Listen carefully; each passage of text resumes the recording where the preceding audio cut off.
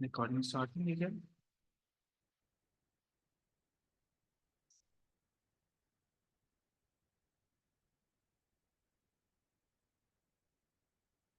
Okay, अस्सलाम वालेकुम once again sir जी। मैं आप लोगों को एक बार दोबारा से खुश आमदीद कहता हूँ, ठीक है। और ये जो हमारा ये वीक है ना, अब से ऑनवर्ड हम काम करने वाले हैं प्योरली बायोइन्फॉर्मेटिक्स पे। और बायोइन्फॉर्मेटिक्स क्या है, इसमें हम कहाँ से स्टार्ट लेने वाले हैं, बायोलॉजिकल डेटाबेसेस क्या हैं, कुछ ऐसे बेसिक टॉपिक से लेके बहुत एडवांस टॉपिक्स जो हैं वो हम कवर करेंगे।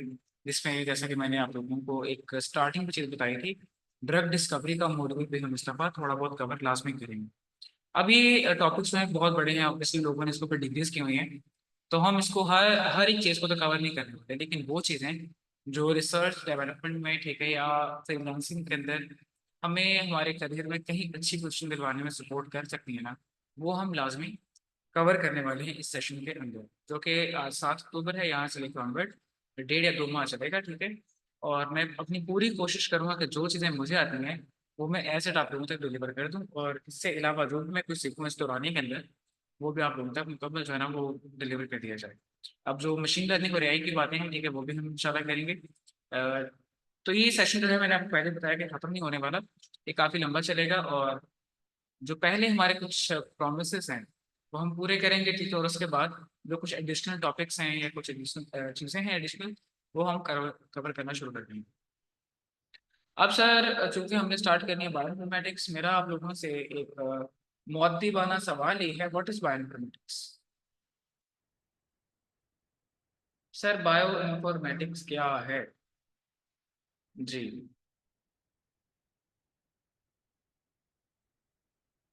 व्हाट इज बायोइन्फॉर्मेटिक्स और व्हाट इज कंप्यूटेशनल बायोलॉजी? ये तो पता होगा। एनी वन ऑफ यू, आप इसको क्या समझते हैं, या किस तरह से आप इसे डिफाइन कर सकते हैं अपनी भाषा में, आसान आसान लफ्जों में, जैसे आपको मुनासिब लगे। What is bioinformatics? जी आयशा।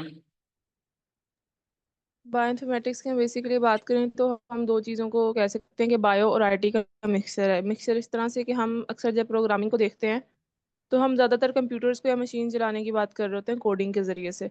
लेकिन बायोइन्फॉर्मेटिक्स ये है कि आप बायोलॉजिकल प्रोसेसेस ही जो हैं उन्हीं में मदद लेते हो कोडिंग के ज़रिए। जैसे कि इसकी सबसे बड़ी एग्जांपल ये है कि डीएनए का जो सीक्वेंस है उसको अगर हमने जानना हो सबसे बड़ी चीज़, तो उसके लिए हमें बायोइन्फॉर्मेटिक्स बायो की चीज़ है जिसके लिए हमें कोडिंग चाहिए।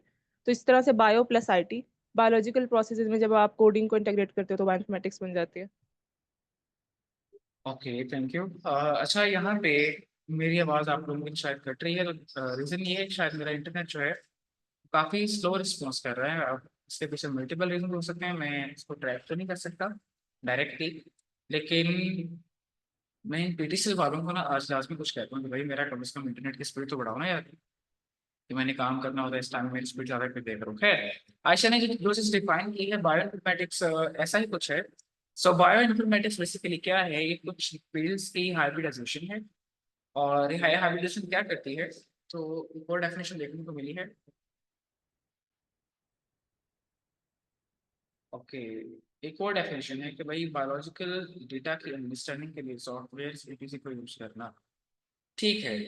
और ठीक है, अगर आयशा की आपको आवाज आ रही है तो मैं आपको बता रहा हूँ कि मेरे यहाँ पे इंटरनेट का मसला है। Now bioinformatics is basically kind of hybridization of CS, computer sciences, into the field of biological research, ठीक है। और इसके अलावा यहाँ पे हम इंटीग्रेट करते हैं मैथमेटिकल मॉडलिंग को, प्रोग्रामिंग को, इन सब चीज़ों को। तो ये एक ऐसा डिसिप्लिन है जहाँ पे हम कुछ ये नहीं कह सकते कि ये ना तो ये बायोलॉजी की फील्ड है, ना ये कंप्यूटर की फील्ड है। ये एक ऐसी फील्ड है जहाँ पे आप काम करते वक्त सभी फील्ड्स के बाउंड्री पर खड़े हो जाते हैं। और यकीन करें कि अगर आप लोग ऐसा कुछ कर पाते हैं तो ये बहुत रेवोल्यूशनरी चीज़ है। अब देखिए ना, मार्केट में चल क्या रहा है, मार्केट में बहुत सारे बायोलॉजिस्ट अवेलेबल हैं, माइक्रोबायोलॉजिस्ट हैं, ठीक है, फार्मासिस्ट हैं, doctor, veterinary medicine, MBBS, BDS, ये सब लगे हुए हैं भागदौड़ के अंदर। लेकिन हमें क्या सिखाया जाता है, हमें सिर्फ और सिर्फ किताबों तक महदूद कर दिया जाता है। हमने लोगों को वही बताना है जो हमने याद कर लिया। हमारा नॉलेज बड़ा लिमिटेड सा रहता है। दूसरी साइड पे जो सीएस वाले हैं वो निकम्मे होते हैं, माशाल्लाह, मुझे पता है इस चीज़ का। जो भी पाकिस्तान में मैंने एनालाइज किया है ना, जो बच्चे तो मेडिकल सीएस में आते हैं वो फिर काबिल हैं, लेकिन जो बच्चे प्योरली आईसीएस के बैकग्राउंड से उठ के आते हैं वो आईटी में बिल्कुल निकम्मे होते हैं और उनको कुछ पता नहीं होता खास इतना। और देन होता क्या है कि वो आईटी को तबाह कर देते हैं। अब आईटी में क्या है, आईटी में डेटा तो बहुत सारा है, नॉलेज तो बहुत सारा है, लेकिन उसको वो यूज नहीं कर पाते। तो बायोलॉजी वालों को इन्फॉर्मेशन मिलती नहीं है और आईटी वालों को यूज नहीं करनी आती। लेकिन जब हम बायोइन्फॉर्मेटिक्स साइड पे आते हैं ना, तो ये एक ऐसी डोमेन है कि जहाँ पे आप मतलब अच्छे तरीके से बायोलॉजिकल डेटा को या इन सभी चीजों को इकट्ठा मिला के इस्तेमाल कर रहे होते हैं और एक नई चीज आपके सामने निकल के आ जाती है। और फिर होता क्या है कि जहां आपने एज अ बायोलॉजिस्ट काम करना था, आप एक सीएस कंप्यूटर साइंटिस्ट के तौर पे या एक आईटी टेक्नीशियन के तौर पे कहीं पे भी सर्व कर सकते हैं, ठीक है। या अगर आप एक आईटी वाले बंदे हैं, आप बायोलॉजी के फील्ड में सर्व कर सकते हैं। तो आपका स्कोप थोड़ा डाइवर्स हो जाता है। जहां आपने किसी एक फील्ड में काम करना था, आप 4-5 फील्ड में डायरेक्टली काम कर सकते हैं। और वहीं अगर आप ये काम कर सकते हैं, ठीक है, आप फॉर एग्जाम्पल एक बायोलॉजिस्ट हैं और आपको सारे के सारे सीएस की फील्ड आती है, तो आप क्या कर सकते हैं, आप ये प्रोफिशिएंसी बढ़ा सकते हैं। ठीक है, आप किसी काम की एफिशिएंसी को 10 टाइम्स, 20 टाइम्स, 100 टाइम्स बढ़ा सकते हैं। और अगर आप ऐसे कुछ काबिल बंदे साबित होते हैं, तो डेफिनेटली मार्केट आपको फौरन से पिक करती है और आप क्या करते हैं, आप फिर बड़ी बड़ी चीजों को रिप्लेस कर देते हैं। आप मार्केट में एक फार्मासिस्ट को रिप्लेस कर देते हैं, आप मार्केट में एक डीबीएम को रिप्लेस कर देते हैं, आप मार्केट में एक ऑर्डिनरी माइक्रोबायोलॉजिस्ट को रिप्लेस कर देते हैं, आप एक कंप्यूटर साइंटिस्ट को, सी एस एससी वाले बंदे को, आईटी वाले बंदे को, आप इन सबको रिप्लेस करके ऊपर इनके हाथ दिया जाता है। ठीक है, जो काम उन्होंने करना था वो आपको करना आता है और जो आपने करना था आपको वो भी आता है, तो आपके बन गए, आप बन गए बाबा जी। और ये वो फील्ड है जो इस वक्त टॉप नॉच चल रही है। ठीक है, data science no doubt grow कर रही है, ठीक है, एआई एमएल ग्रो कर रही है, लेकिन इस वक्त जो सबसे टॉप लिस्ट सैलरीज चल रही है, ठीक है, पैसा चल रहा है, बहुत सारा सारा चल रहा है बायो इन्फॉर्मेटिक्स में। और कहा ये जाता है एक्सपर्ट्स के द्वारा कि भाई आइंदा 10 साल में, 15 साल में जो चीज रूल करने वाली है वो सिर्फ क्या है, दैट इज बायो। ठीक है, तो बहुत आसान सी चीज है, लेकिन आप लोगों ने इसे घबराना बिल्कुल भी नहीं। अच्छा, इसमें करते क्या है, हम सिंपल सर बायोलॉजिकल डेटा को उठाएंगे। और ये बायोलॉजिकल डेटा क्या होता है, हम उसकी बात करने वाले हैं। और बायोलॉजिकल डेटा को हम कंप्यूटर की मदद से, ठीक है, या कंप्यूटेशन की मदद से सॉल्व कर रहे हैं।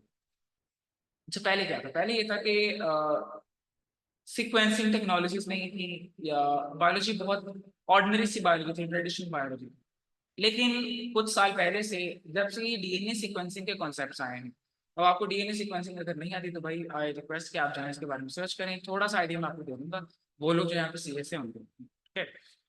तो होता क्या है सर, अगर एक आप एक फॉर एग्जाम्पल मैं ह्यूमन हूँ, ठीक है, तो मेरा अगर जीनोम सीक्वेंस कर लिया जाए, मेरा डीएनए सीक्वेंस कर लिया जाए, तो क्या कर सकते हैं हम, उसकी डेटा की मदद से आपकी बॉडी के मुताबिक बहुत सारी प्रिडिक्शंस कर सकते हैं, है कि नहीं।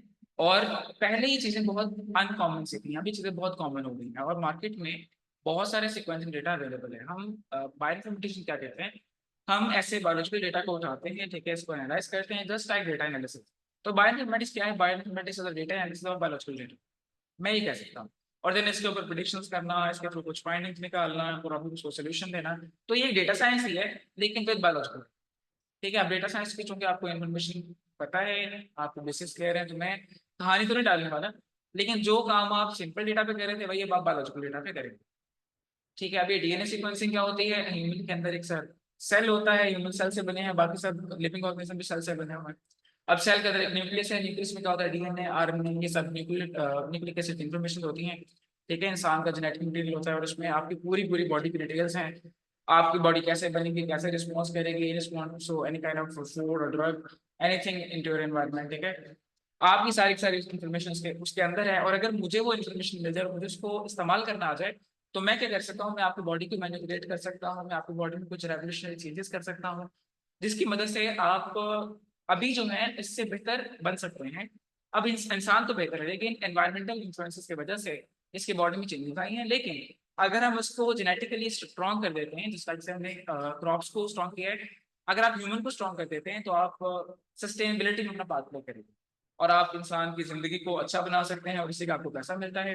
कहने को सब कहानी नहीं मिलती, लेकिन पैसा है भाई, हमें पैसा मिलता है इससे, है ना। बहुत आसान चीज है, हमें इसका क्या मिलता है, पैसा मिलता है और अच्छा खासा मिलता है। अब हम क्या करेंगे, बायो इन्फॉर्मेटिक्स को स्टार्ट करेंगे डायरेक्टली। मैं नहीं जाने वाला कि सर डीएनए क्या होता है, मैं नहीं जाने वाला सर आरएनए क्या होता है।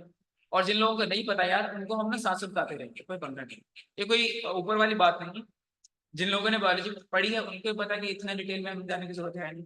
हमें सिर्फ अगर एक दो नाम पता है कि there is something called DNA, there is something called RNA और एनीथिंग लाइक दैट, ठीक है।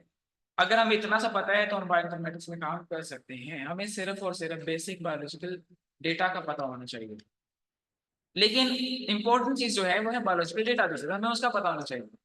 बायोलॉजिकल जो इन्फॉर्मेशन है वो मैटर नहीं करती है, या आप ये कह लें डीएनए का आरएनए का नॉलेज मैटर नहीं करता, बायोलॉजिकल डेटाबेस का नॉलेज मैटर करता है। वो हम पढ़ेंगे और उसको हम मैनिपुलेट करना भी सीखेंगे, उसके ऊपर सारा का सारा काम हम परफॉर्म करेंगे फ्रॉम टुडे ऑनवर्ड इंशाल्लाह।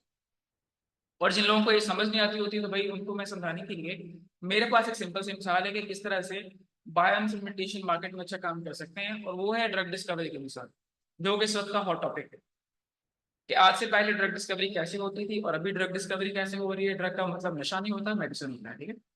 और ड्रग डिस्कवरी चूंकि मेरा इंटरेस्ट है और ये सभी जितने भी बायोइन्फॉर्मेटिशियन काम कर रहे हैं उन सबका इंटरेस्ट है, जितने भी ऐसी आईटी के बंदे बायोलॉजी में काम कर रहे हैं उन सबका इंटरेस्ट है, तो इसलिए इसी की मिसाल कोट की जाती है। अब ये ड्रग डिस्कवरी क्या चीज है, जैसे सर आप दोबारा से रिमाइंड करें जो आपको मैंने बात पहले बताई थी, मैं फिर वही रिपीट कर रहा हूँ कि आज से पहले अगर आप ड्रग डिस्कवरी का प्रोसेस चेक करें तो काफी एक प्रोलॉन्ग प्रोसेस था, ठीक है, जहां पे आपको मल्टीपल स्टेप्स के अंदर से गुजरना पड़ता था। आप उन स्टेप्स के अंदर गुजरते थे, आपको एक्सपेरिमेंटेशन परफॉर्म करना होती थी, आपका बहुत सारा पैसा लगता था, और देन जाके आप एक ड्रग बनाते थे। अब वो भी या तो अप्रूव होगा या डिसअप्रूव होगा, और अगर वो अप्रूव हो जाता है तब जाके उसकी मार्केटिंग होगी, फिर जाके वो बिकेगा।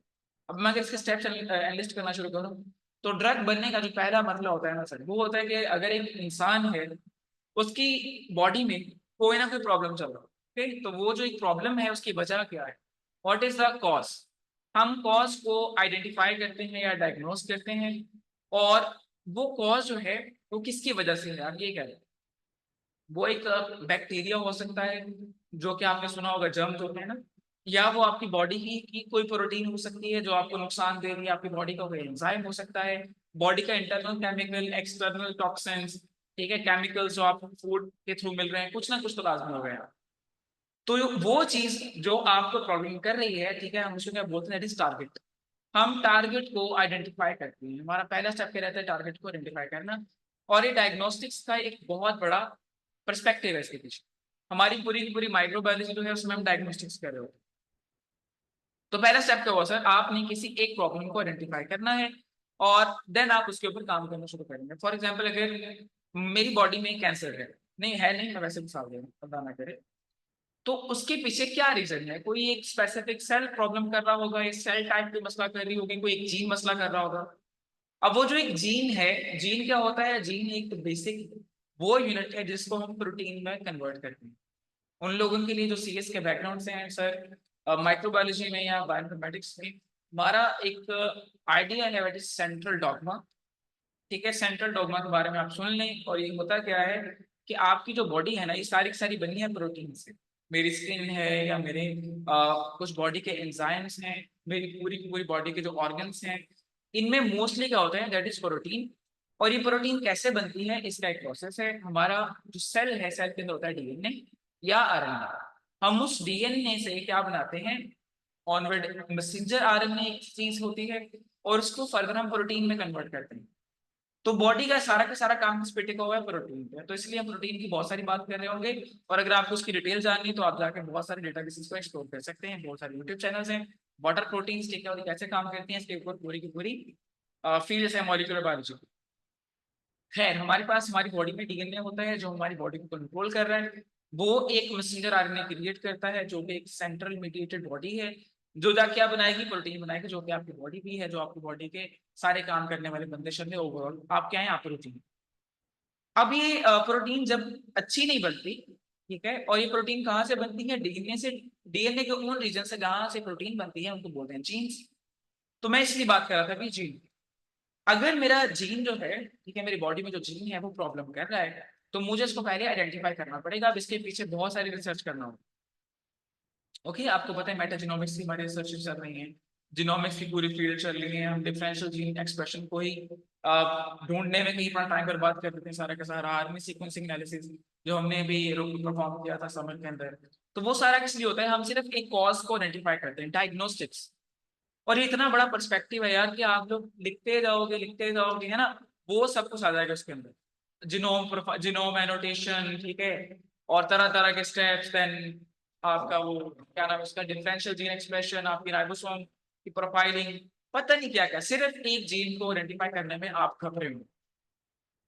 अच्छा, वो आपने आइडेंटिफाई कर लिया, अगले स्टेप में आप क्या करेंगे, आप उसको रोकेंगे।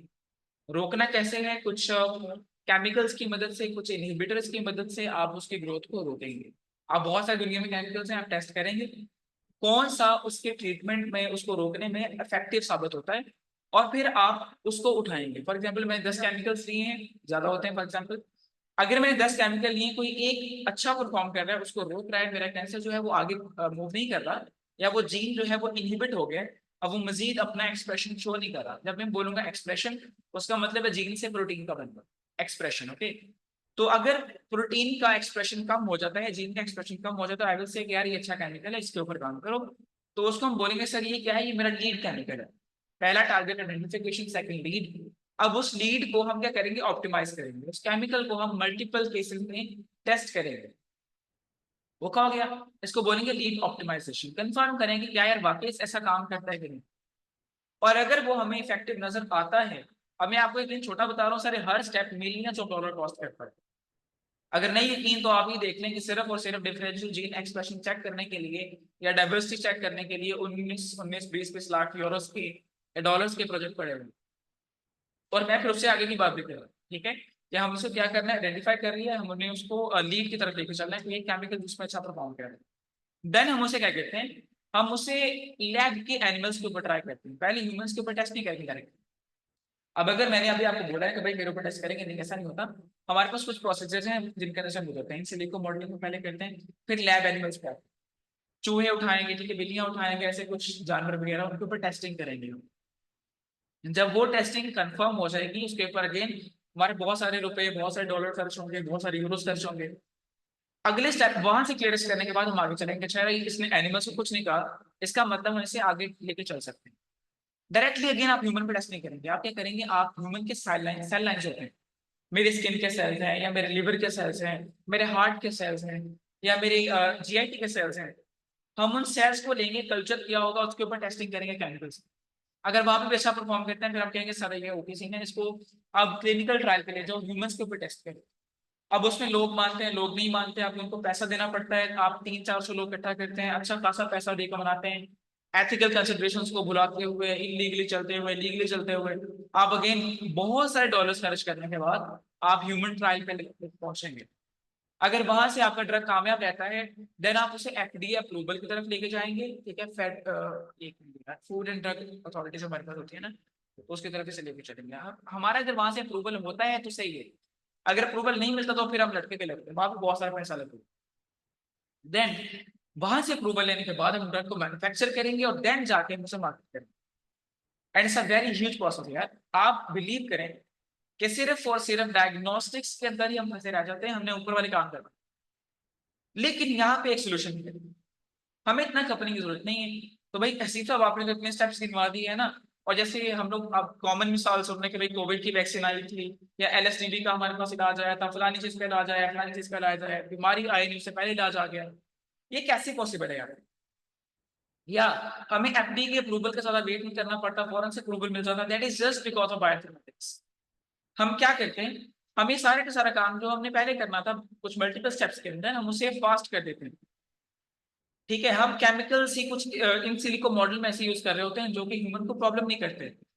हम जो बनाते हैं वो डायरेक्टली क्या होता है, सेफ होता है और इफेक्टिव होता है, वाई कंप्यूटर प्रोग्रामिंग नहीं, या कुछ ऐसे मशीन लर्निंग मॉडल्स जो हम यूज करते हैं, लार्ज लैंग्वेज मॉडल्स हम यूज करते हैं, तो हम कुछ ऐसा बना पाते हैं जो क्या है, इफेक्टिव है, और जो डायरेक्टली मार्केट में लाया जा सकता है। तो हमने क्या किया, हमने बहुत सारे प्रोसेसेस को एक सिंगल प्रोसेस में कन्वर्ट कर दिया, and that thing is the bioinformatics. बहुत आसान है भाई, इसमें कोई ऊपर वाले चक्कर नहीं है, ठीक है। आप इसमें अगर सिर्फ इसको प्रोसेस को अच्छे से बैठ के समझ लेना, आपकी सारे वो एक्सप्रेसिव टूल्स आ जाएंगे, ठीक है, आपके डेटाबेस, यूनिप्रोट, स्विसप्रोट, ठीक है, आपका एम्बल, कैम्बल, पबकेम, सब इसमें आ जाएगा। आपकी श्रोडिंगर ड्रग डिस्कवरी, आपका एवोगैड्रो टूल, आपकी नैनो टेक्नोलॉजी, नैनो इन्फॉर्मेटिक्स, केम इन्फॉर्मेटिक्स, ये सारा इसके अंदर इन्वॉल्व। ये जो ड्रग डिस्कवरी का एक प्रोसेस है, अगर आप इसे समझ लेते हैं, आप डायरेक्टली बहुत कुछ कर पाएंगे।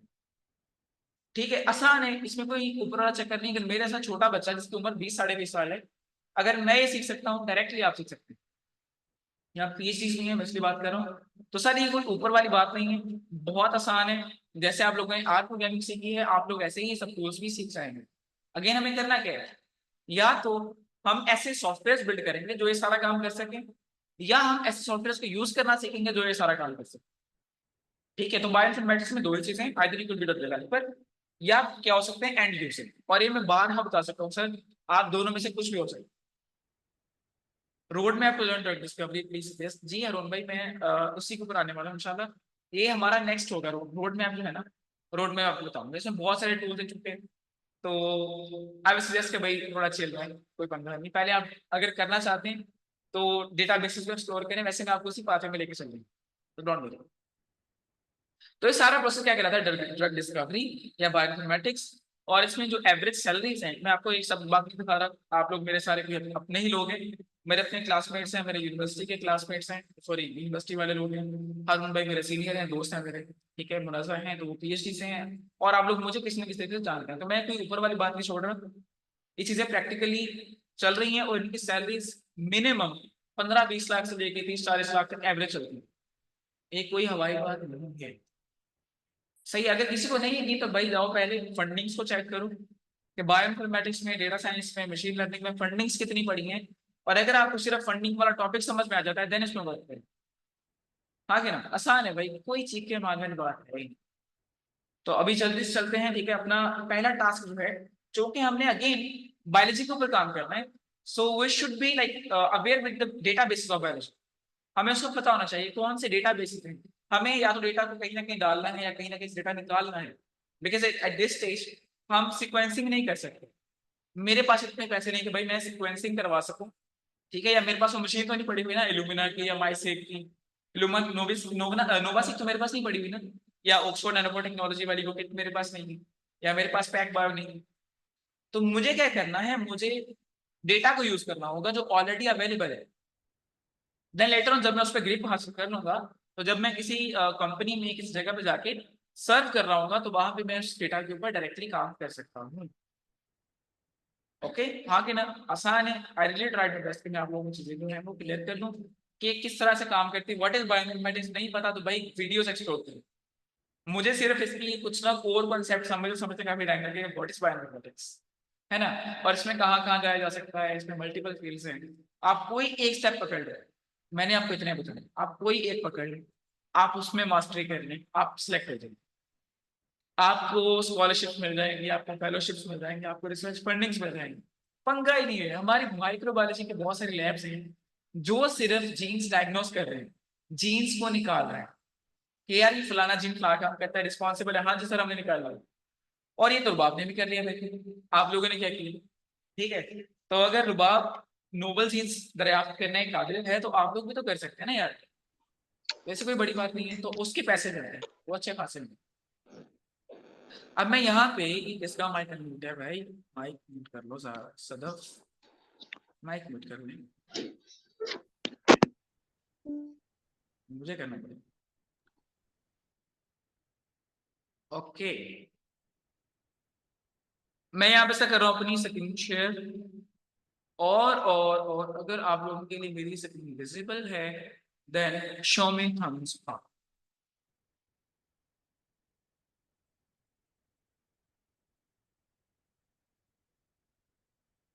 सही है, सही सही सही सही।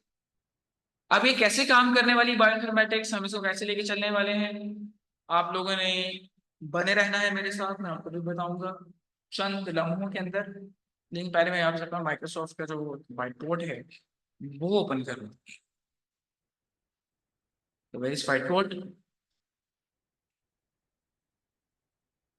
तो ये रहा हमारा whiteboard. Okay, whiteboard is there. यार ये बड़ी स्क्रीन का बड़ा फायदा होता है इसमें।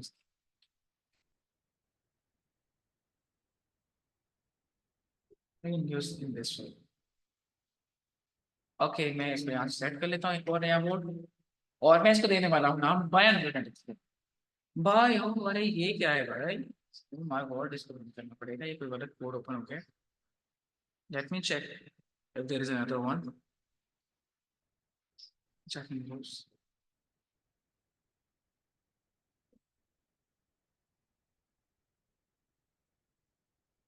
तो यहाँ से उठाते हैं भाई।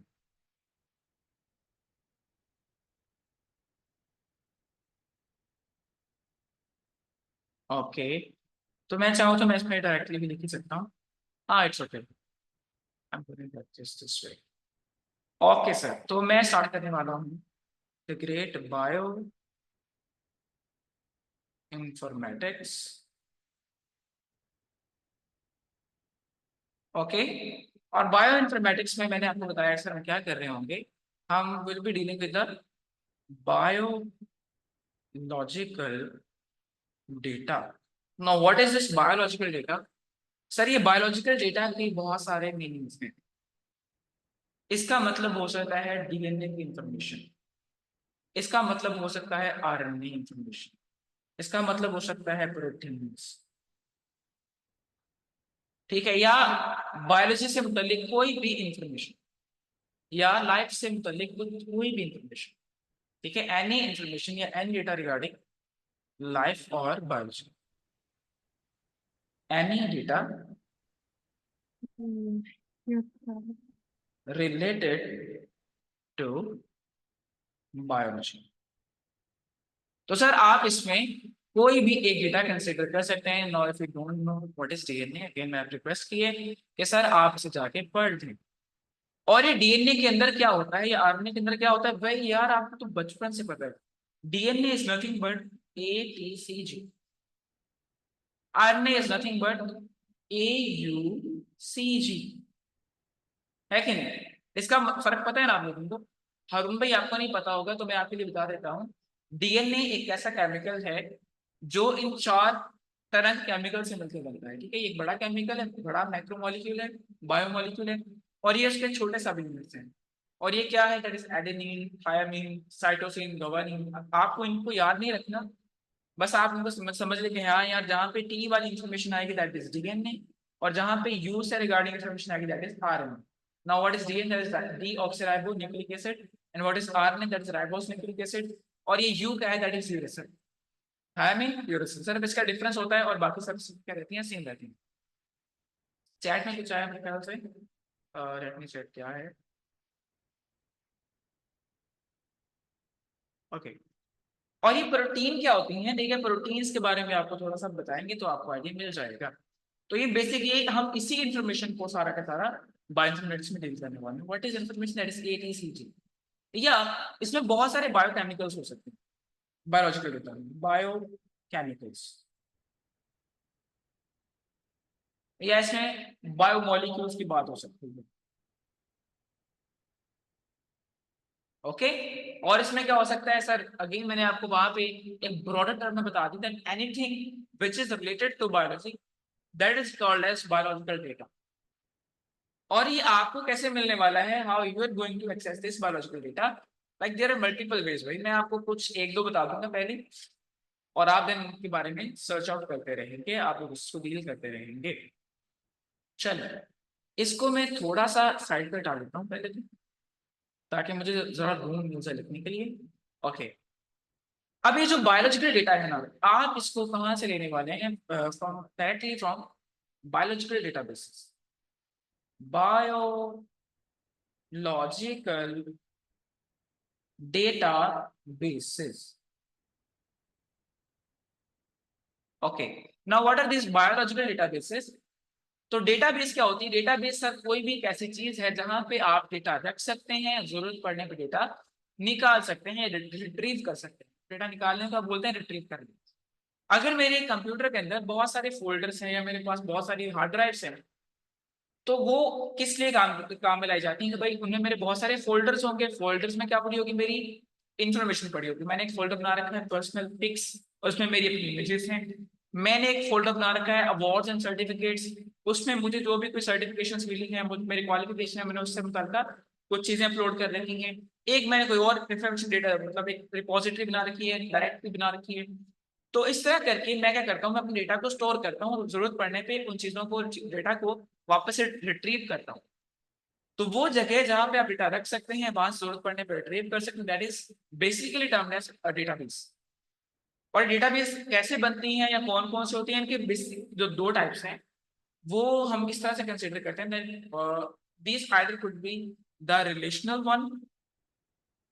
एक मिनट, इसको थोड़ा पीछे कर देते हैं। तो यूं यूं, और इसकी जो एक साइज है, इस साइज थोड़ा ज्यादा है। It should be like 3 someone. हाँ सही। तो ये सर जो बायोलॉजिकल डेटा है, मैं कह रहा हूँ कि इसके बारे में क्या बोलना है, बोलिए भी बता। ये दो तरह के डेटाबेस हो सकते हैं। एक को हम बोलते हैं रिलेशनल डेटाबेस, रिलेशनल डेटाबेस या रिलेशन डेटाबेसेस, और this could be non relational databases. मेरा सवाल है उन लोगों से जो मेरे साथ एसक्यूएल में थोड़ा बहुत करते रहे perform, what are relational databases and what are non relational databases? जी मरी। अच्छा, रिलेशनल डेटाबेस वो है कि जिसमें हम डाटा को टेबल्स की फॉर्म में स्टोर कर सकते हैं। जी एग्जैक्टली।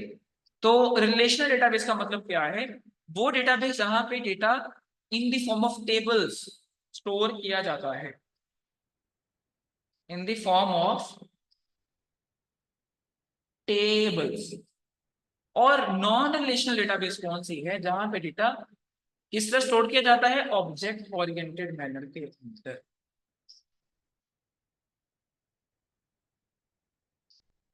अब ये ऑब्जेक्ट ओरिएंटेड मैनर क्या है, या ये टेबल्स फॉर्मेट क्या है? सर एक एक ऐसा कॉन्सेप्ट है कि सर मैंने एक डेटा बनाना है, डेटाबेस बनाना है, या आप ये फॉर एग्जांपल सपोज करें कि मैं आप लोगों की इंफॉर्मेशन अपने पास कलेक्ट करनी चाहता हूँ, और मैं ऐसा करता हूँ कि सर मैंने क्या किया, मैंने पहले सारे नाम लिख लिए। ओके, मैं लिखा सर कितने लोग हैं, सर 10 लोग हैं, क्या नाम है, हसीब, मरियम, सदफ, अस्का, हारून भाई, ठीक है, और फला फला फला, मैं एंटर सारे चला गया। फिर कहा चलो जी इनके एजेस क्या है, आपने बोला सर रैंडमली बोल रहे हैं, सर मेरी एज 20 है, मेरी 17 है, मेरी 19 है, मेरी 24 है, 28 है, 30 है, एजेस कलेक्ट करें, ठीक हो गया। देन मैं बोलता हूँ भाई आपकी हाइट्स कितनी है, आपने हाइट्स बताई, मैंने कलेक्ट कर ली, आपने वेट बताया, मैंने वेट कलेक्ट कर लिया, लेकिन रैंडमली कलेक्ट किया सब कुछ। हाँ कि ना? मैंने क्या किया, रैंडमली कलेक्ट कर लिया।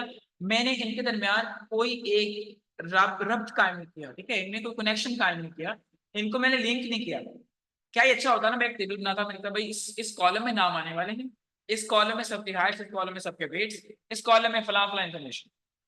तो क्या होता है कि सिर्फ एक ही रो के अंदर मेरा नाम, मेरी हाइट, मेरी एज, मेरी सब रिलेटेड इंफॉर्मेशन एक जगह पे आ जाती हैं, और मुझे एक्सेस करना आसान हो जाता है। लेकिन अब मैंने क्या किया, मैंने डेटा फैला गंदा कर दिया है, या मैंने इसको बेहंगम तरीके से रीच किया। तो ऐसी जगह जहां पे डेटा टेबल्स की फॉर्म में अच्छा सीधा समा कर रखा जाए, दैट इज रिलेशनल डेटाबेस, जहां पे जरूरत पड़ने पे आप किसी एक चीज को पकड़े और बाकी की सारी इंफॉर्मेशन टक से निकाल सकते।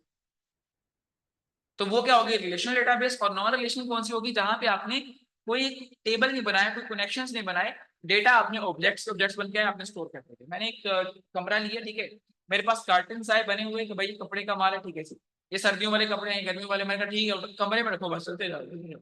तो कमरा डेटाबेस बन गया, लेकिन किस तरह से, एक रैंडम वैकेंट। तो अब मुझे जब भी जरूरत पड़ेगी, I will need to search for everything, मुझे मेहनत करना पड़ेगी, भाई कहाँ पे पड़ा है, कहाँ नहीं पड़ा, छपना पड़ेगा। और ये बहुत बड़े कॉन्सेप्ट है। और अगर मैं आप लोगों के लिए थोड़ा सा और आसान करूं, these relational database are also termed as SQL database, ठीक है, सीक्वल डेटाबेसेस इनको बोलते हैं, and the other ones they are termed as non SQL databases. तो जिन लोगों ने स्ट्रक्चर्ड क्वेरी लैंग्वेज पढ़ी है, it is much easy for them to understand the concept behind SQL databases. तो उसमें हम क्या कर रहे होते हैं, हम उसमें टेबल्स बना रहे होते हैं, हम टेबल्स के अंदर लिंक्स बना रहे होते हैं, कनेक्शंस बना रहे होते हैं, हम फॉरेन कीज बिल्ड कर रहे होते हैं। तो ये उनके लिए जिन्होंने एसक्यूएल पढ़ रखी है। अगेन इस कोर्स के एंड में हम वो कवर करेंगे बेसिक्स की, लेकिन I will try my best कि मुझमें कोई एक आधा प्रोजेक्ट लास्ट में करें, ताकि आपकी ग्रिप बन जाए इनके पास। तो ये जो है, ये वाली क्या नाम है इनका, रिलेशनल वन, जिनको हम क्या बोलते हैं, दीज आर एसक्यूएल। तो ये व्हाइट के ऊपर येलो कॉम्बिनेशन नहीं बनता, मैं इसी को यूज करने वाला हूँ। These are termed as MySQL या सीक्वल डेटाबेस। ओके, तो सीक्वल डेटाबेसेस, सीक्वल भी पढ़ा जाता है, एसक्यूएल भी पढ़ा जाता है। इसका पहले पुराना नाम सीक्वल था ना पूरा, ठीक है, तो ये इंग्लिश से निकाली गई लैंग्वेज हुआ करती थी, सीक्वल। तो अभी क्या है दैट इज, और ये भी क्या है, एक तरह की प्रोग्रामिंग लैंग्वेज है, databases, SQL databases and these are non-SQL databases. Example code करना चाहेंगे आप लोग? Any example, any example?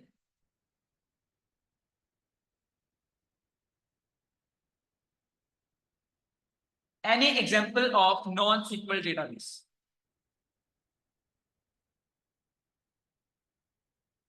MongoDB, MongoDB, क्या बोला? MongoDB.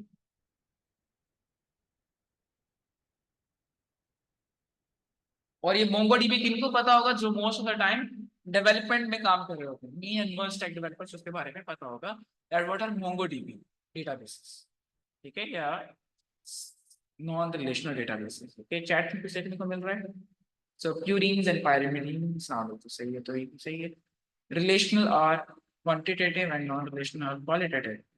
यू कैन से वो तो सॉफ्टवेयर है ना, MongoDB सॉफ्टवेयर है या डेटाबेस है? या डेटाबेस में सॉफ्टवेयर, सॉफ्टवेयर किसको बोलते हैं? मशीन को? Up down, up down, anything that reduces human effort, that is called as machine. Or anything in the field of computer science which can be used, that is termed as machine or software. Not like that, huh? Anything that reduces human effort, that is termed as machine. हाँ, pen की nib से लेके सब machine. तो sir अब यहाँ पे हम क्या क्या बात करने वाले, थोड़ा सा आगे चलते हैं और देखते हैं कि बायोलॉजिकल डेटाबेसेस कौन कौन सी हैं और हम इनको किस तरह से इंटरप्रेट करते हैं। आई बिलीव कि आपको ये डेटाबेसेस क्या होते हैं इसका थोड़ा सा आइडिया तो मिल चुका होगा। These are the collection of data जो आप खुद से स्टोर करवाते हैं, जो जरूरत पड़ने का आप रिट्रीव करवाते हैं, जहां से वो जगह क्या, that is DB database. And we will always use DB database के लिए, ठीक है। हम डेटाबेस पूरा नहीं बोलते, हम DB बोलते हैं। मैंने जैसे लास्ट एग्जांपल्स में आपको पढ़ाया होगा HRDB, सी बिरला की डेटाबेस मैंने अपनी बना के दिखाई थी आपको। तो ऐसी डेटाबेस हम यहाँ पे बिल्ड कर रहे हो, लेकिन we are more concern with biological database. Okay, और इसको हम किस तरह से लेकर चलने वाले हैं, let me show you an example. Sir biological databases they are of 3 types, ठीक है। कुछ लोग हैं जिसको 2 तरह का भी बोलते हैं, बट लेट देम, ये हमें कोई पंगा नहीं है, ठीक है। तो ये कितनी तरह के होते हैं biological databases, these are of 2 types, ये 3 टाइप्स। भूल जाती है यार, बहुत जल्दी भूल जाती हो। Okay, so biological databases, these are of 3 types. Okay, the first type is primary databases.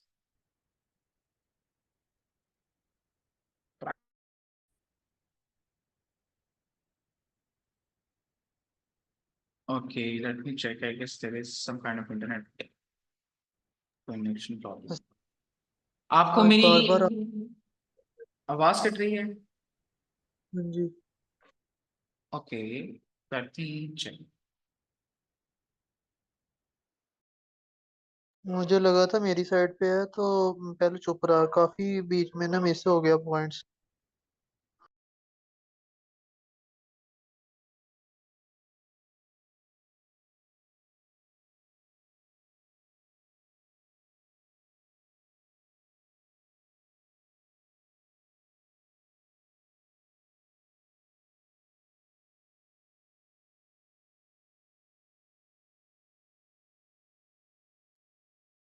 Harun भाई, सम काइंड ऑफ इंटरनेट नहीं है सिर्फ भाई, बहुत ज्यादा मसला है यार आपके पास इंटरनेट का। फैसलाबाद में तो कोई एहतजाज वगैरह तक ना नहीं है। मुझे इल्म नहीं है इस चीज का कि फैसलाबाद में कोई धरना हो रहा है कि नहीं हो रहा, तो शायद हो रहा है मेरे ख्याल से। आई गेस मेरा दोस्त मुझे बता रहा है कि हो रहा है धरना, तो कह रहे हैं कि हमारे ऑफिस भी यहाँ पे बंद है। मैं तो यार मतलब थोड़ा सा इंट्रोवर्ट सा हूँ ना, तो मुझे इतनी इन्फॉर्मेशन नहीं है। लेकिन जो लोग बाहर घूमते हैं अभी यहाँ पे, जहाँ तक मुझे याद है, तो एक तरह की सैंक्शंस में पाबंदियां से लग जाती हैं इलाके में, कर्फ्यू टाइप ऐसा कुछ लगा हुआ है। तो यहाँ पे शेलिंग भी हुई है रिसेंटली हमारे 4 घंटा घर में। इमरान खान साहब के लिए, तो ये चलता रहता है यार, इट्स ओके। चलिए मैं दोबारा से अपनी स्क्रीन शेयर कर रहा हूँ, and if that is visible then show me thumbs up.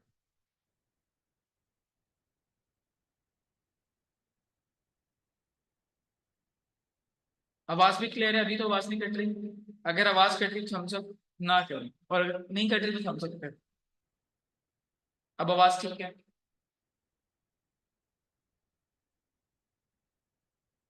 Cut रही है, ओके। चलिए ये पूछते हैं कि आपको, क्या मेरी बात डिलीवर हो पा रही है? आप मेरी बात को समझ पा रहे हैं कि नहीं समझ पा रहे? आवाज आ रही है आपकी, अभी तो आ रही है।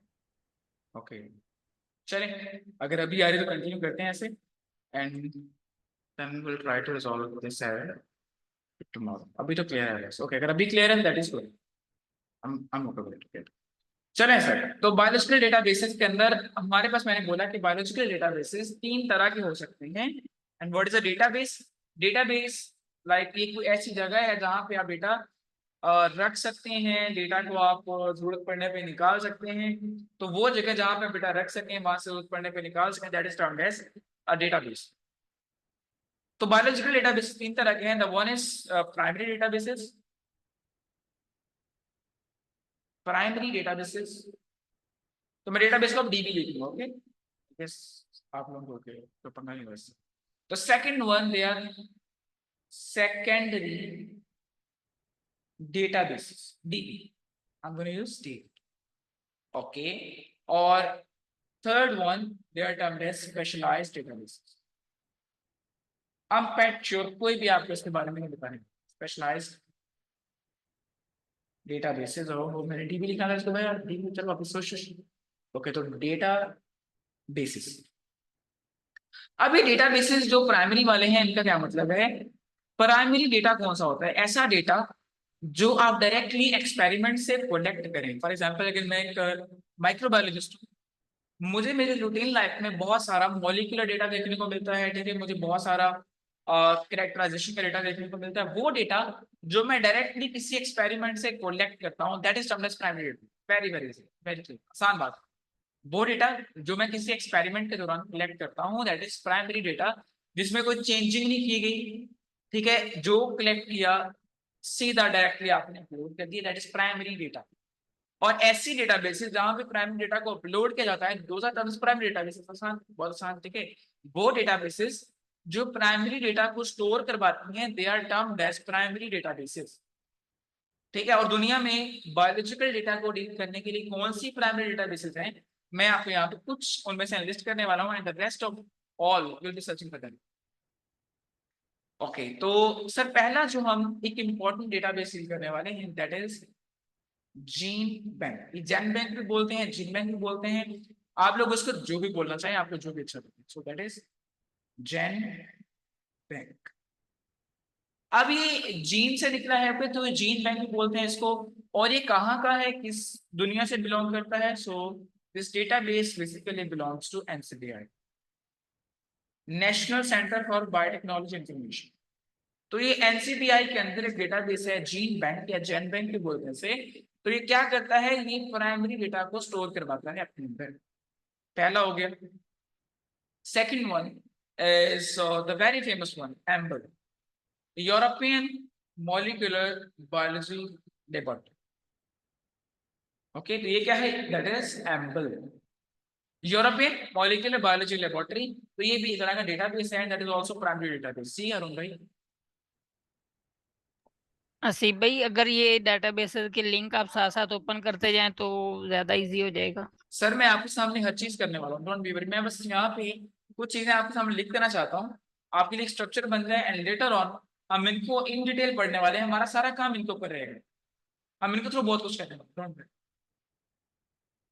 इवन यहाँ पे कुछ मैं नहीं भी लिखूंगा, अगर जैसे पब कैम्पबेल वगैरह, तो हम वो भी यूज करेंगे, डोंट वरी। तो एम्बल का मतलब क्या है? That is European molecular biology laboratory, EMBL. GenBank, EMBL, और एक जिसका नाम आपने रिसेंटली सुना होगा, जो मेरे क्लासमेट्स हैं, like DDBJ, DNA data bank of Japan, DDBJ, D.D.B.J। DDBJ, DNA Data Bank of Japan, and that is also kind of primary database for biological data. तो ये सब के सब क्या हुआ? These are all primary databases. 1, okay, 2, 3 and so many. जी आयशा। मैं पूछना चाह रही थी, हम जो पूरा NCBI है उस पूरे को ही नहीं हम प्राइमरी डेटाबेस कहेंगे? देखिए एनसीबीआई के अंदर कुछ ऐसी जगह भी हैं जहां से हम डेटा रिट्रीव भी करते हैं, जी। सही है, और वहां पे बहुत सारा मॉडिफाइड डेटा भी पड़ा हुआ है, तो हम उसको प्राइमरी डेटाबेस थोड़ी बोल सकते हैं।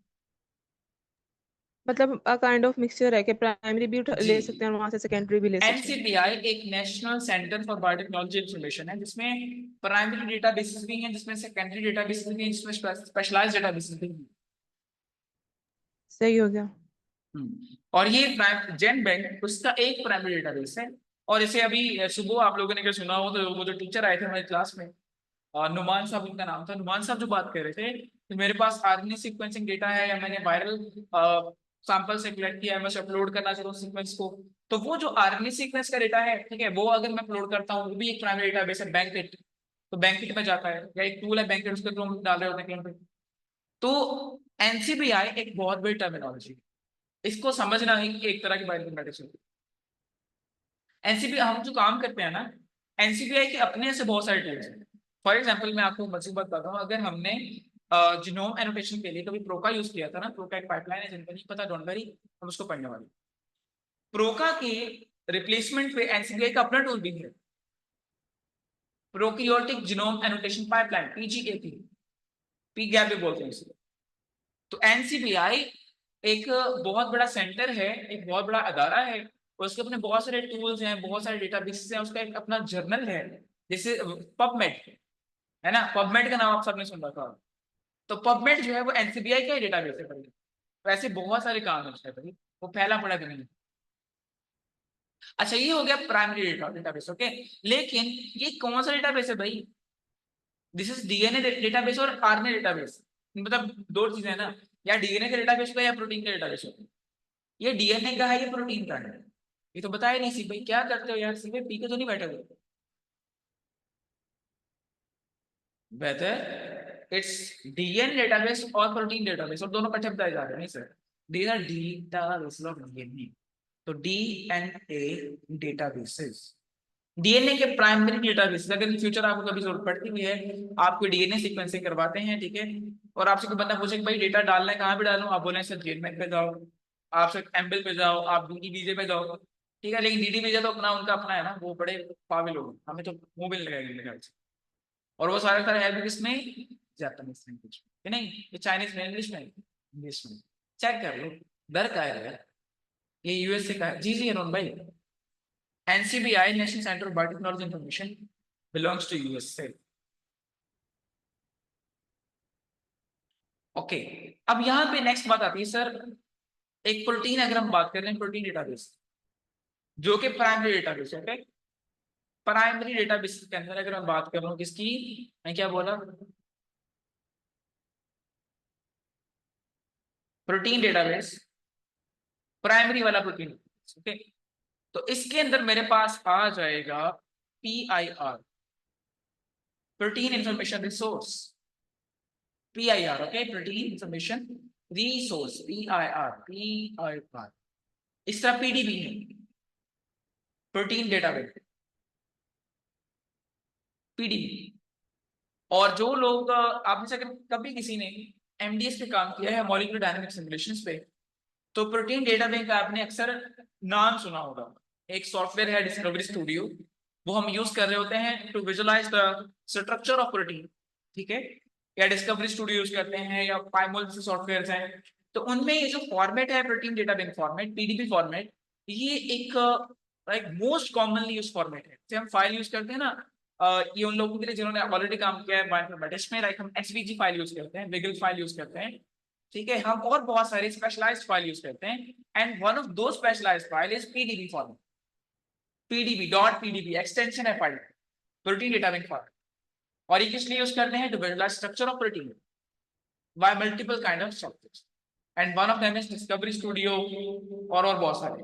डिस्कवरी स्टूडियो भी हम आपको इंशाल्लाह यूज करवाऊंगा इसी इसी इसी इसी अशरा के अंदर, बहुत सीखने को।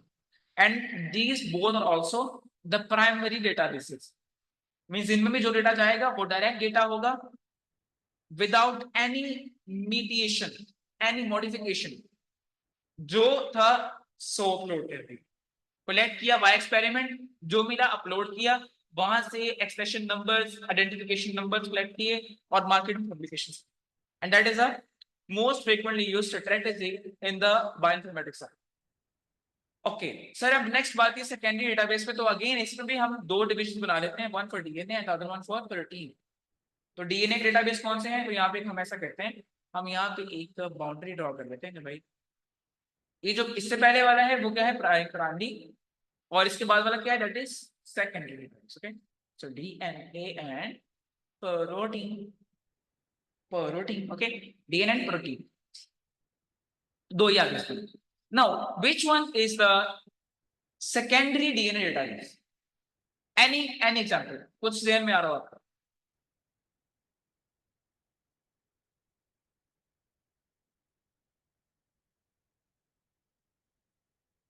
स्विस, अबे डीएनए की बात कर रहा हूं, डीएनए डेटाबेस,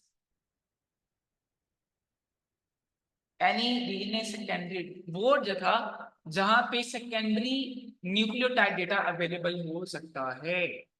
ओमिम, डीबीईएसटी, सुना इसके बारे में कभी आप लोग? Ever heard of them? Like मैं यहाँ पे क्या लिखूं, ओमिम, OMIM, online Mendelian inheritance, okay, online Mendelian inheritance. और ये एम किसको रिप्रेजेंट करता होता है यार, ये चेक कर लेना। तो अलबत्ता हम इसको ओमिम पढ़ते हैं, ठीक है। तो ये क्या है, ये सेकेंडरी डेटाबेस में ऐसा करता हूं, मैं चेक कर लेता हूं इसके बारे में। ये क्या बोल रहे हैं, यूनिप्रोट भी इसी में आएगा ना अब्दुलरहमान भाई, ये सेकेंडरी प्रोटीन डेटाबेस है, हाँ इसी में आएगा, ठीक है, सेकेंडरी वाले पार्ट में।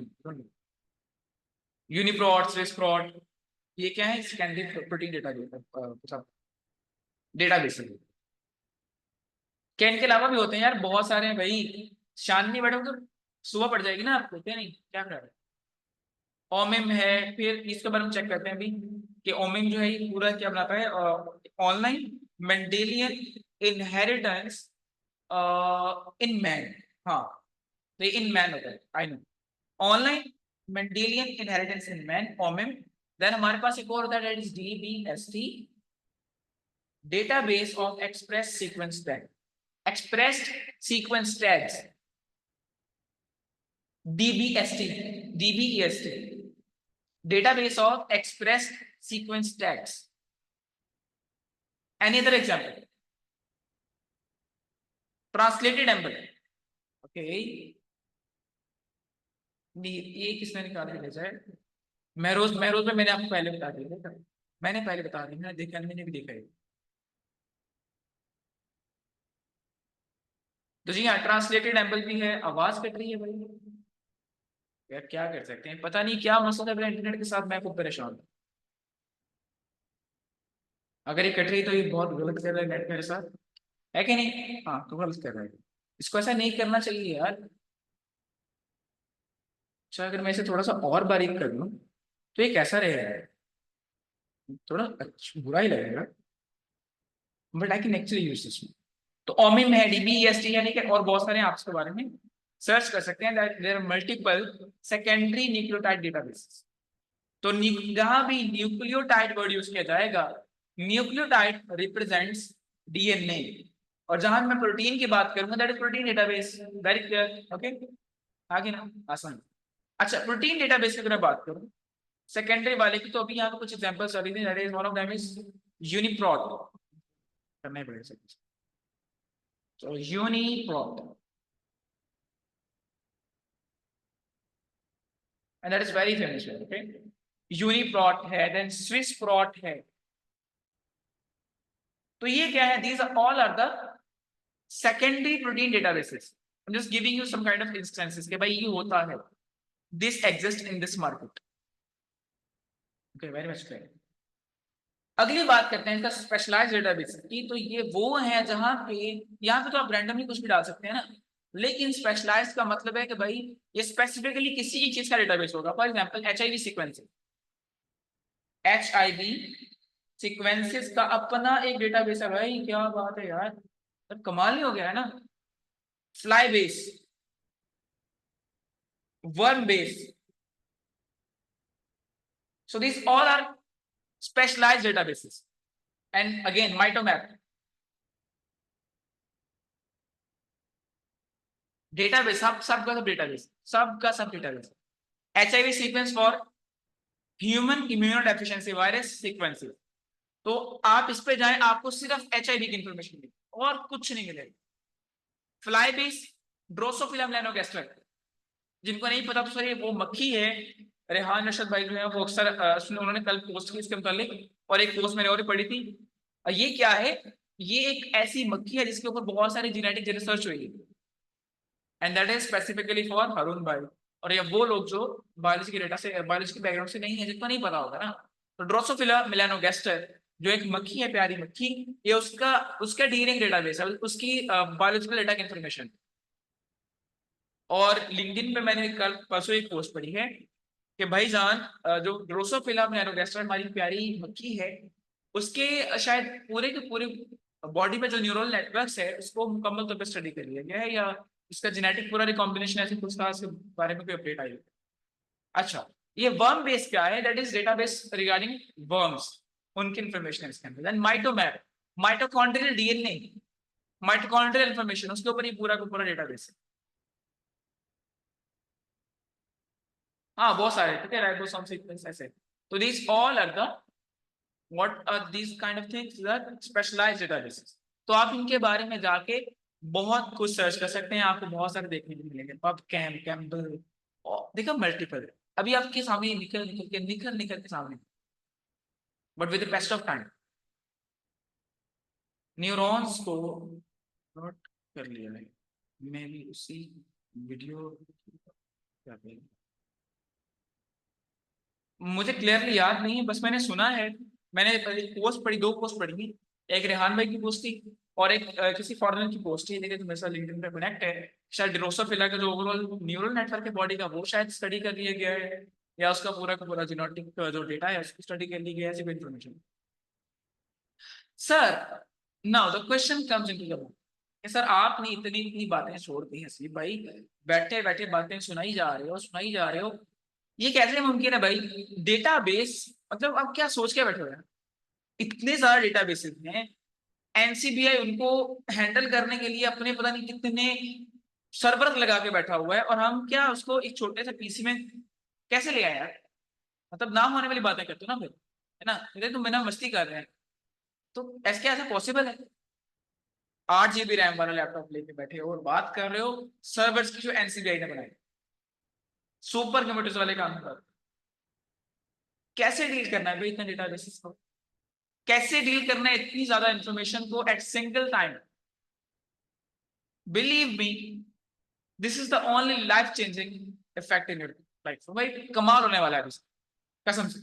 अगर आप अभी बायोइन्फॉर्मेटिक्स को, इस कॉन्सेप्ट को पकड़ लेते हैं कि सर हम क्या कर सकते हैं, हम एक टाइम में जितने भी डेटाबेस हैं सबको फेच करके काम कर सकते हैं, आप डेटा साइंटिस्ट बनिए। तो आपको बहुत बहुत बधाई हो कि आप डेटा साइंटिस्ट बनने के बिल्कुल नजदीक है ना।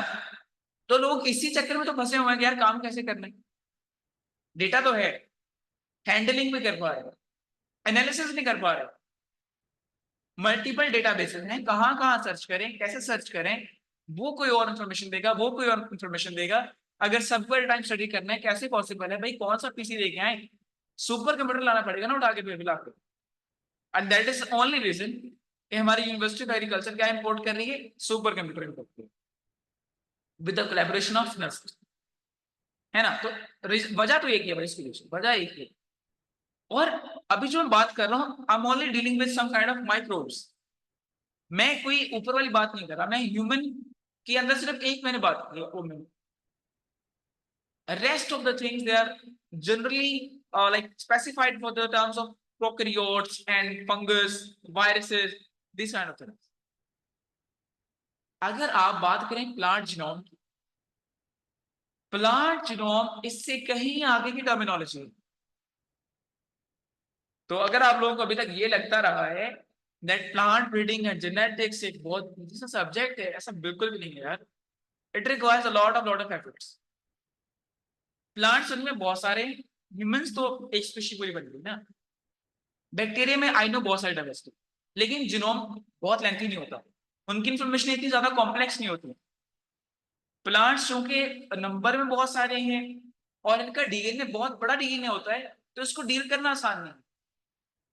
तो यूनिवर्सिटी ऑफ एग्रीकल्चर इसी प्रॉब्लम को टैकल करने के लिए क्या इंपोर्ट कर रही है, सुपर कंप्यूटर। और मैं आपको क्यों बता रहा हूँ, बिकॉज जब भी हम कहीं जाएंगे मतलब हमसे पूछा जाएगा कि आपकी आपकी जगह पे क्या फैसिनेटिंग चीज चल रही है, बिकॉज से कि भाई हम ये काम कर रहे थे, हमारी यूनिवर्सिटी ये काम कर रही थी। और जितना हम अपने अदारों को रिगार्ड करेंगे, अपनी कंट्री को प्रेस करेंगे ना, उतना हमें प्रेस मिल रहा है। वो लोग हमारे से बिल्कुल भी नहीं। क्या आप एक को पूछो तो आपको अच्छा बोले, वो कहेंगे भाई अपनी कंट्री को अच्छा कह रहे हैं, अपने अदारे को अच्छा कह रहे हैं, तो अच्छा। इसलिए मैं जहां भी जाता हूँ मैं यूनिवर्सिटी का गुण गाता हूँ, ठीक है। हाँ गाता हूँ भाई, सही है, मेरा तो चल रहा है ना, मुझे सपोर्ट कर रहे हैं मेरी यूनिवर्सिटी, कह रहे हैं। ओके सर, कोई पंगा ही नहीं। ओके, अब अगली बात हम करेंगे सर कि भाई जो इतनी बातें कर रहे हो कैसे पॉसिबल है कि नहीं, सवाल खड़ा हो रहा है।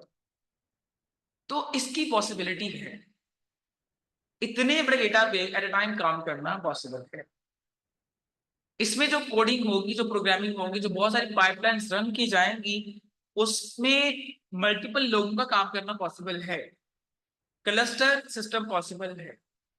ओके, चेंजेस को ट्रैक कर पाना पॉसिबल है, काम को अपडेट कर पाना भी पॉसिबल है। तो जो भी आप अभी तक सोच रहे हैं, हर प्रॉब्लम का सोल्यूशन है। The only thing behind this concept is computational power. Sir solutions तो है, क्या इसको डील करने के लिए सिस्टम है? ऐसे नहीं, सिस्टम नहीं। So we need to build out दो सिस्टम। या तो पैसे लगाएं 15-20 लाख का पीसी बनाएं, या फिर सिंगल हल क्लाउड को। ओके, तो यहाँ पे हमारा जो अभी काम स्टार्ट होता है, जो हमारी नेक्स्ट जरूरत है, ठीक है, कि कहते कि इसने हमें वो चीज जिसकी हमें सख्त जरूरत थी, that was cloud computing. Okay, I am gonna right cloud computing. Now what is cloud computing? Sir आप रिमोट बेसिस पे, मैं यहां बैठा हूं, मेरा पीसी अगर ये इतनी हैवी कंप्यूटेशन को सपोर्ट नहीं कर सकता, then I can buy that computation from cloud providers, cloud services provided, from Amazon Web Services, from Google Cloud Platform, from Microsoft Azure। तो वो इसलिए बैठे हैं कि भाई जो लोग बहुत बड़ी बड़ी टर्म्स को डील करना चाहते हैं लेकिन इतनी कंप्यूटेशन पावर नहीं रखते। मैं आपकी बात कर रहा हूँ, आप अदारे में चले गए किसी इदारे में, for example university of agriculture में आप चले गए, तो क्या यूनिवर्सिटी आपके अकेले एक बंदे के लिए वो मतलब एक सुपर कंप्यूटर इंपोर्ट करें? आप ठीक है बैठे, सस्ती पी हुई आपने, ऐसा नहीं। तो क्या होगा सर? बेहतर नहीं है कि जहां उन्होंने करोड़ों रुपए लगा के सुपर कंप्यूटर लेके आने, आपको कोई 10-20 हजार की क्लाउड की स्टोरेज बाय कर दे, या 1 लाख, फॉर एग्जाम्पल 1 लाख रुपए क्लाउड को भरे, $300-400 आए, वो बैठ के प्रोजेक्ट मुकम्मल कर ले, बात खत्म, टाइम टाइम फिश फिश। और मेरे फेलोज इस बात को अच्छी तरह समझते हैं कि $300-400 में हम कितना सोफिस्टिकेटेड काम कर सकते हैं, अच्छा काम कर सकते हैं, और 2 दिन वहां के लिए स्पून से चिल कॉल कर। अच्छा, ये कोई चैट कर रहा है से?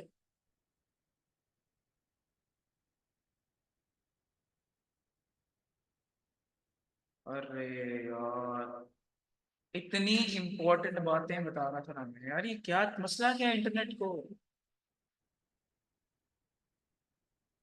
अभी आवाज आ रही है कि नहीं आ रही?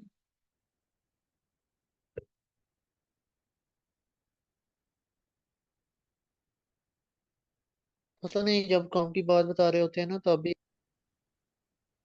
तो आ रही है, लेकिन जब वो शुरू करते हैं ना एक फ्लो के साथ, बीच में कुदरती तौर पे काम वाली बात पे ना अड़ जाती है आपकी वॉइस। जी हाँ, उनमें मैंने वीडियो ऑफ कर दी है, और आई गेस इससे थोड़ा सा फाका हो जाएगा। अभी बताएं, अभी मेरी साउंड क्वालिटी कुछ इम्प्रूव की है कि नहीं?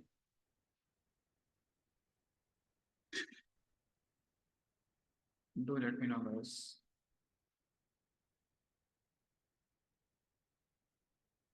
बात तो समझ आ रही, but it's not very much clear. जी आयशा। मैं कह रही थी आप कहीं रिकॉर्डिंग जूम के जरिए करते हैं तो वो इस वजह से नेट पे प्रेशर ना आता हो, नहीं तो ना आप लैपटॉप की भी अपनी स्क्रीन रिकॉर्डिंग हो जाती होती है विंडो आर्ट प्लस आर से, तो उससे आप वो करके देख लिया करें। अभी नहीं, नहीं तो अगली बार आप देख सकते हैं, हो सकता है लोड की वजह से होता हो ये। जूम पे आप क्लास भी ले रहे हैं साथ रिकॉर्ड भी कर रहे हैं मे बी। आपकी बात वो ठीक है, लेकिन मैं सोच रहा हूँ कि मैं इसको पहले भी तो ऐसा करता हूँ, लेकिन पहले ऐसा नहीं करता। आज कोई इससे खासा कुछ अच्छा प्रॉब्लम है? क्या ख्याल है आपका? May B I think so, जैसे वो बाहर लोगों का मसला मतलब है जैसे धरना वगैरह हो तो रहा है तो ये उसकी वजह शायद से हो सकता है। प्रोटेस्ट की वजह से है। आज कोई नेटवर्क का इशू है। सी भाई, आज लोगों के व्हाट्सएप भी चल नहीं रहे थे, इंटरनेट पीछे से ही खराब है।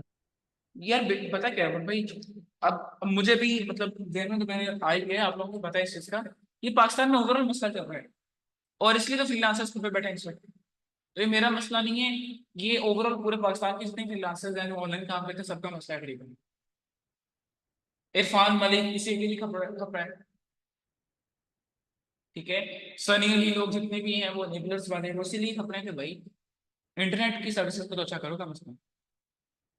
शार्क तार खा गई। सही कहा, बल्कि यार मैं उसकी बात करने वाला था।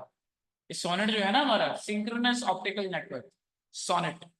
मैंने सोनेट की बात करनी थी पूरी, मैं नेटवर्किंग आपको पढ़ाने वाला था आज के, लेकिन एक आवाज कट रही है आज, फिर लगता है शायद पर पीटीए के मुताबिक। और उनमें से कह रहे हैं यार। अच्छा अभी क्लियर है आवाज में? Am I audible to you guys? काम से ये आ रही है बस। डन से कहीं जाइएगा भाई, यही रहे अभी, मतलब हमें बहुत सारी बातें करनी है। अगर आप मुझे, मतलब मैं कैमरे से इसलिए ऑन करता हूँ ताकि आपको लगे हाँ यार मैं बैठा हूँ, मैं मतलब सुस्त नहीं हूँ, और आप लोग भी सुस्त होकर ना बैठे। लेकिन अब मैंने कैमरा ऑफ कर दिया तो उसके पीछे रीजन कारण ये है कि इंटरनेट जो है वो थोड़ा सा मसला कर रहा है। बट आई बिलीव कि आप लोग बिल्कुल एक्टिव होंगे इस वक्त भी, और आप लोग सुस्ती नहीं शो करेंगे। राइट, आप लोगों ने सुस्ती शो नहीं कर।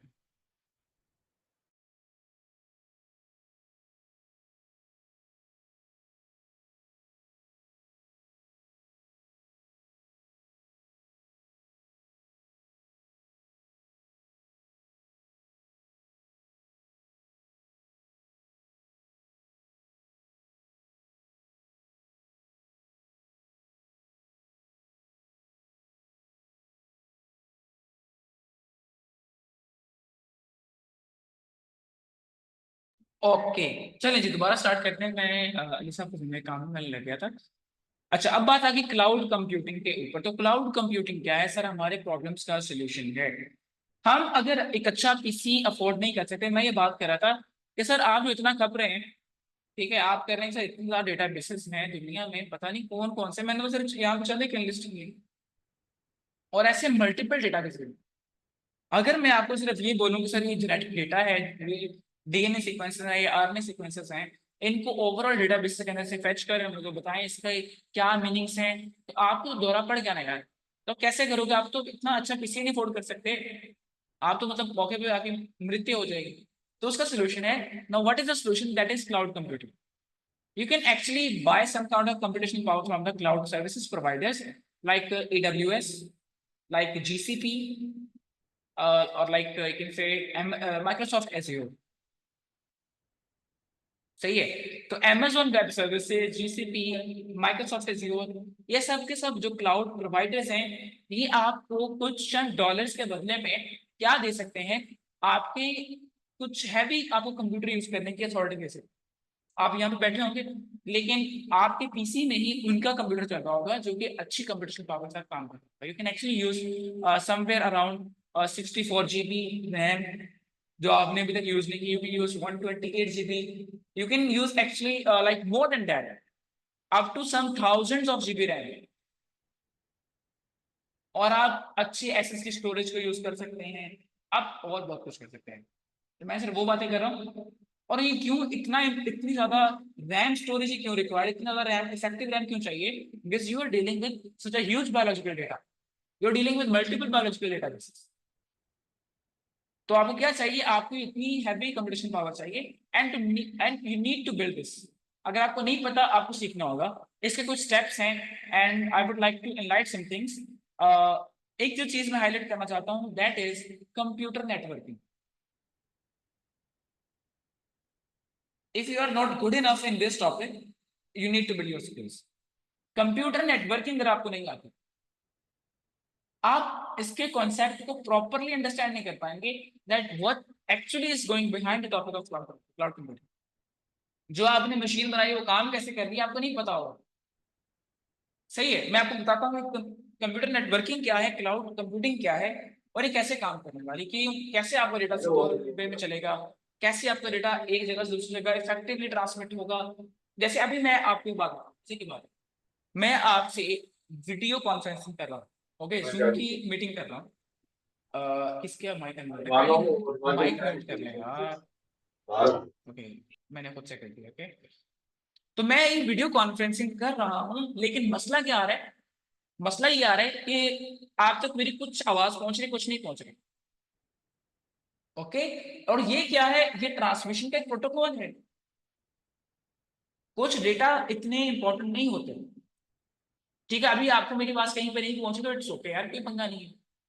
लेकिन सपोज आप जीनोमिक डेटा पे काम कर रहे हैं, आपने लाखों रुपए सिक्वेंसिंग में खर्च किए, और मैं आपको एक फाइल सेंड करूं वाया इंटरनेट, और उसमें डेटा लॉस हो जाए, आपके रिजल्ट्स तो गए ना यार, लाखों रुपए का नुकसान तो आपको हुआ फिर बैकएंड पे।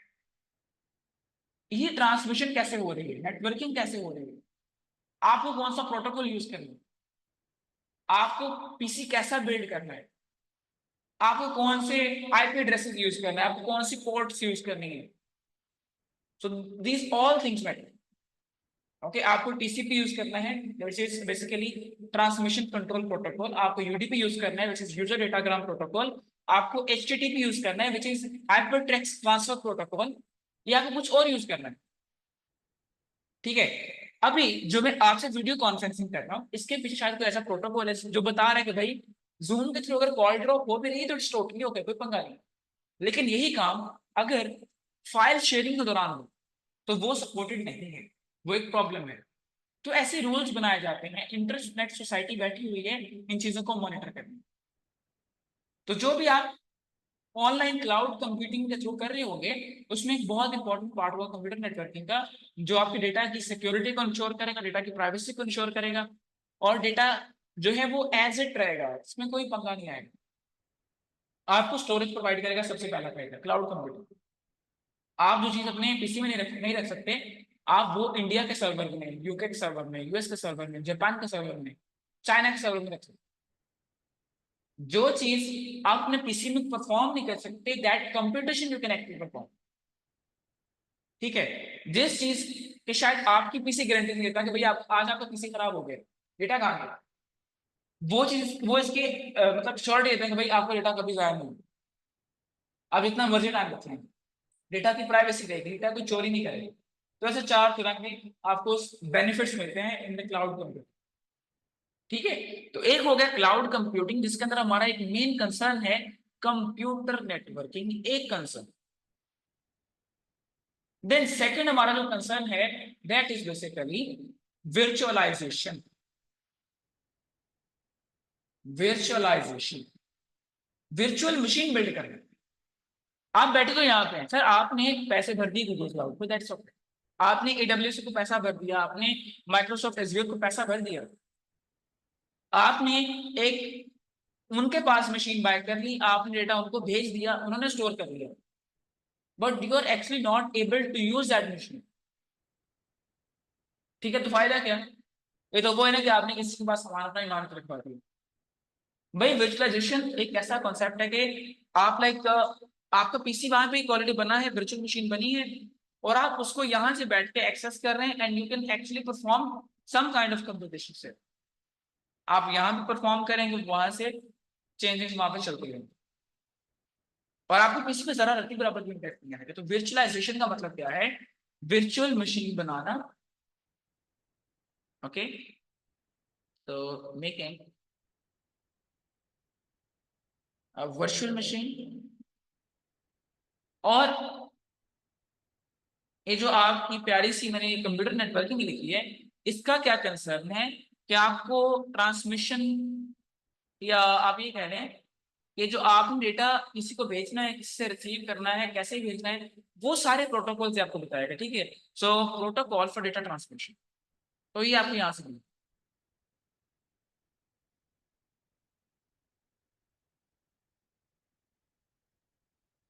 और आपको कैसी मशीन बनानी है, सेटिंग्स कैसे करनी है, वो आपको सारा बता रहा होगा। आपको अभी इंशाल्लाह कल के भाषण में मैं क्या बताऊंगा, क्योंकि अभी 8:41 हो रहे हैं, और मैं आपको कल के भाषण में जो भी हमारे एक स्टार्ट था कंप्यूटर नेटवर्किंग का, मैं आपको बहुत बेसिक से लेके जाने वाला हूँ, डोंट बी। तो जो हमारा फर्स्ट आरपा नेटवर्क था, एडवांस रिसर्च प्रोजेक्ट एजेंसी, जो कि यूएस में बना था, जब सोवियत यूनियन और यूएसए क्लैश आए, जब रशिया ने अपना पहला सैटेलाइट भेज दिया, ठीक है, वहां पे क्लैशेस बने, वहां पे आरपा नेटवर्क कायम किया गया, जिसको बनाया एमआईटी ने, जिसको बनाया स्टैनफोर्ड ने, जिसको बनाया यूसीएलए ने, जिसको बनाया यूनिवर्सिटी ऑफ यूटा ने। वो कैसे बना, उसके थ्रू कैसे प्रोसेसिंग चली है, उन्होंने टीसीपी को यूज किया। आज हम इतने ज्यादा ट्रांसमिशन प्रोटोकॉल्स यूज कर पा रहे हैं, हम इतनी ज्यादा प्राइवेसी को इंश्योर कर पा रहे हैं। मैं यहाँ पे सर्च करता हूँ, ठीक है, मेरा एक वाईफाई लगा हुआ है, मैं यहाँ एक पीसी में बैठा जूम के टैब में काम कर रहा हूँ, और वो किस तरह से मैनिपुलेट कर पा रहे हैं यार, इसे आप सोचें। मेरा एक पीसी है, मेरा एक राउटर लगा हुआ इंटरनेट, उसके साथ यहाँ पे 15-20 मोबाइल या कोई लैपटॉप वगैरह कनेक्टेड है। मेरे उस राउटर के साथ एक कनेक्शन, स्पेशलाइज कनेक्शन, वहां पे मैं काम कर रहा हूँ, उसके किसी एक सॉफ्टवेयर में काम कर रहा हूँ, और वहां से वो जो उनका सर्च इंजन है, वो जो उनका सर्वर है, वो मेरे यहाँ पे प्रॉपर रिस्पॉन्स कर पा रहे हैं। कैसे कर पा रहे हैं? बैकएंड की पूरी हिस्ट्री आपको वो सब समझ में आएगा। और ये मैं क्यों भी सिखाना चाहता हूँ, इसलिए क्योंकि इसके हमसे सवाल किए जाएंगे जब भी हमें कोई प्रोजेक्ट मिलेगा, या जब भी हमें कोलैब करने के लिए कहा जाएगा। वो हमसे पूछें कि क्या आपको रिमोट वर्क करना आता है कि नहीं आता, वो आप हमें पूछें कि भाई आपको गिटहब यूज करना आता है कि नहीं आता, आपको नेटवर्किंग आती है कि नहीं, आपको विजुअलाइजेशन आती है कि नहीं आती। फिर आपसे पूछें कि आपको बायोइन्फॉर्मेटिक्स आती है कि नहीं। और अगर इंशाल्लाह, जो कि मेरा फोकस है, हम आइंदा 1-1.5 साल के अंदर C++, जावा, इन जैसी लैंग्वेज पे काम करते हैं, which are actually used for data structures and algorithms, DSA, तो हम एससी भी कर पाएंगे यहाँ पे, सॉफ्टवेयर इंजीनियरिंग। अगर इतना कर पा रहे हैं तो यार सॉफ्टवेयर बनाना तो मुश्किल बात है ही नहीं। ठीक है, वही बात है कि जाता कौन था पहले आईएसएस में, नल्ले। ठीक है, आईटी में कौन गया, नल्ले। इसलिए हम आगे मुझे सिर्फ कंपैरिजन करें, कंपैरेटिव मार्केटिंग करें between India and Pakistan, you will get the actual reason behind Pakistan Allah. तो क्यों पाकिस्तान खत्म हुआ है? तो ये रीजन है कि आईटी में अच्छा बंदा कोई नहीं गया, जो भी गया है सारा का सारा आईसीएस का कूड़ा कबाड़ उठ के आईटी इंडस्ट्री में चला गया, और आईटी को तबाह कर दिया। खैर, आज का भाषण हम यहाँ पे करते हैं समाप्त, क्योंकि इंटरनेट का बहुत सारा मसला है, और आपसे मुलाकात होगी इंशाल्लाह कल के भाषण में। And I am gonna stop this share, stop share.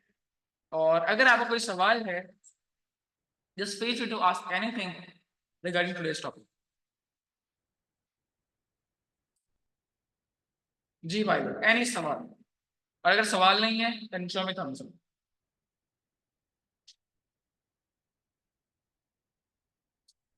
Totally agree. आज किसी भी सब्जेक्ट में, किसी भी टॉपिक पर अच्छे लेक्चर चाहिए हों, वो इंडिया से मिलते हैं। एक्जैक्टली भाई, मैं भी ये कहता हूँ, मेरे भी उस्ताद इंडिया वाले हैं, मैं खुद उन्हीं से सीखता हूँ।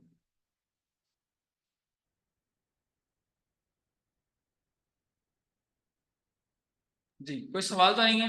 थम्स अप करें अगर क्लियर है। एवरीवन शो मी। ओके, क्या बात है, फाड़ू को समझा इसको। चले सही, आपसे मुलाकात होगी इंशाल्लाह कल। Until that keep learning. Allah Hafiz.